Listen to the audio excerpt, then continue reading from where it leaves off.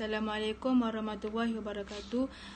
Saya ingin membincangkan soalan yang bertajuk etika dan strategi perang dalam Islam. Etika peperangan dalam Islam ni diterbagi kepada 3 jenis mengikut situasi, iaitu etika sebelum peperangan, selepas peperangan dan juga semasa peperangan. Antara etika peperangan yang perlu dipatuhi oleh tentera Islam iaitu mereka haruslah mematuhi perintah Allah SWT serta mencari keredaannya. Islam ni dibenarkan umat Islam berperang dengan tujuan untuk mempertahankan diri apabila diserang oleh musuh. Seterusnya, Islam membenarkan umatnya memulakan peperangan apabila diserang oleh musuh.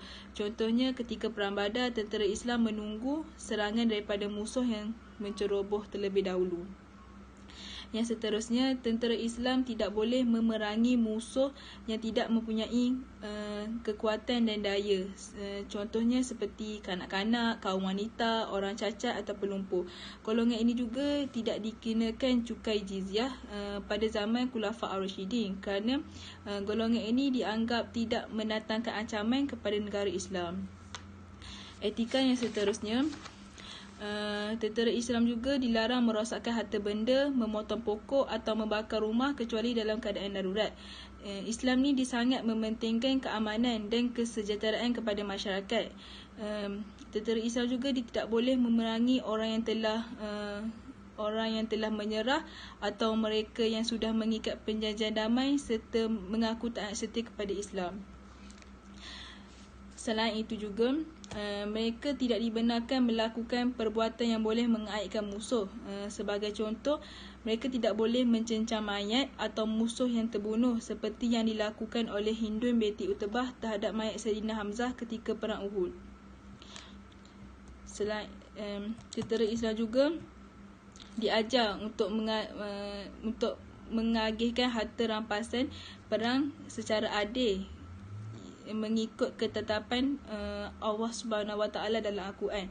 Harta-harta yang diperolehi dalam peperangan bukan menjadi milik Rasulullah SAW, tapi mestilah diagihkan secara sama rata dalam kalangan tentera yang terlibat dalam peperangan tersebut. Seterusnya, bagi strategi atau taktik dalam peperangan Islam, iaitu tentera Islam ni dia menggunakan helah untuk menimbulkan perasaan takut dan gerun kepada musuh.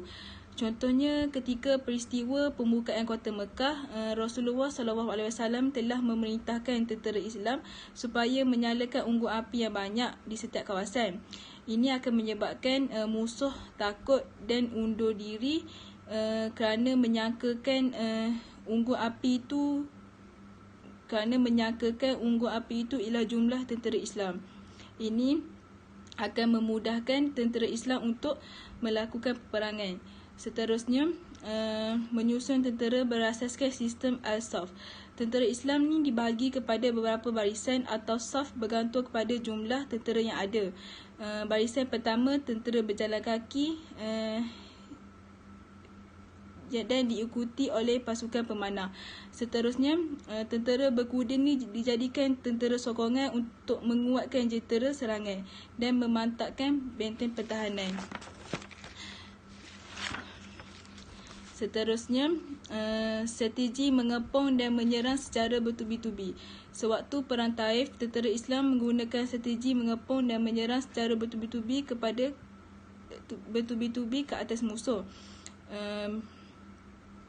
Selain itu juga, tentera Islam mengepung kota atau kawasan buat seketika sehingga mereka berjaya memutuskan bekalan daripada tempat musuh. Ini akan menyebabkan mereka ni akan menyerah terlebih dahulu dan pihak musuh akan menyerang tentera Islam. Selain itu juga, strategi yang digunakan merupakan kaedah penyamaran. Kaedah penyamaran ini, tentera yang menyamar akan melaporkan kekuatan kepada kelemahan musuh. Selain itu juga, Nabi Muhammad SAW terlebih dahulu akan bermesyuarat dengan para sahabat sebelum berhadapan dengan musuh. Ini contohnya mereka akan